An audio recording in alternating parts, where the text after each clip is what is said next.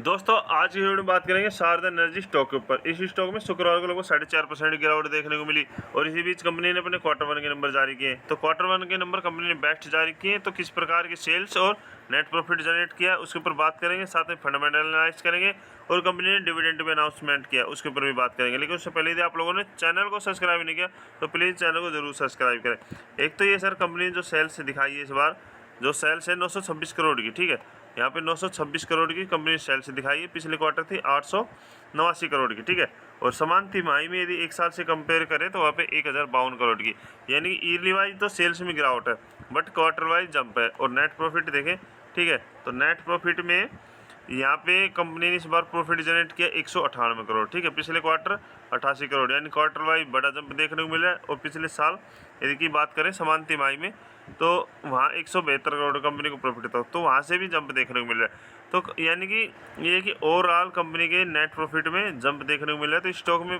सोमवार को तेज़ी आ सकती है सर, ठीक है। और एफआई का भी यहाँ पे शेयर पैटर्न देखें, शेयर पैटर्न में एफआई डीआई का भी यहाँ पे उनका भी होल्डिंग में, ठीक है। हालांकि डीआई ने थोड़ा बहुत कम, एफआई ने कम किया है, लेकिन डीआई ने यहाँ से थोड़ा बढ़ाया है, ठीक है। तो उन्होंने यहाँ यानी कि सेलिंग की है, तो यहाँ पे उन्होंने बाइंग की है, ठीक है। बाकी प्रोमोटर की होल्डिंग है सेम है, ठीक है।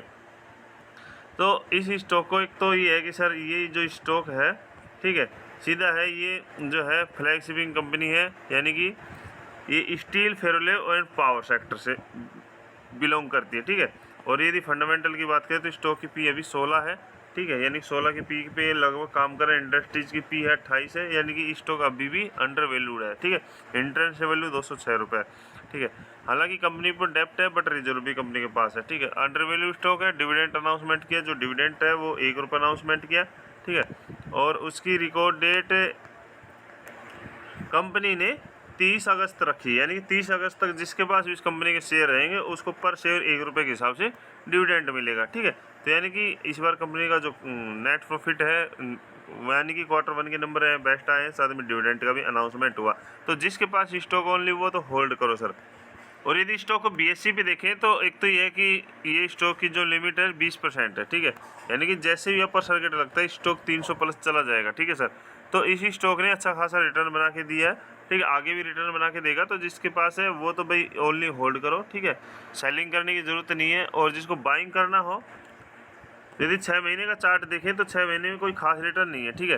तो जिसको बाइंग करना हो, यदि स्टॉक में यदि गिरावट आती है तो मुझे नहीं लगता बड़ी गिरावट देखने को मिलेगी, क्योंकि एक तो कंपनी ने अपने क्वार्टर वन के नंबर बेस्ट जारी किए, ठीक है। हालांकि स्टॉक यहाँ से बाउंस बैक लेगा, ठीक है, और ये इस लेवल ब्रेकआउट करता है तो स्टॉक में हमें 300 के टारगेट आसानी से देखने को मिल सकते हैं सर शॉर्ट टर्म में।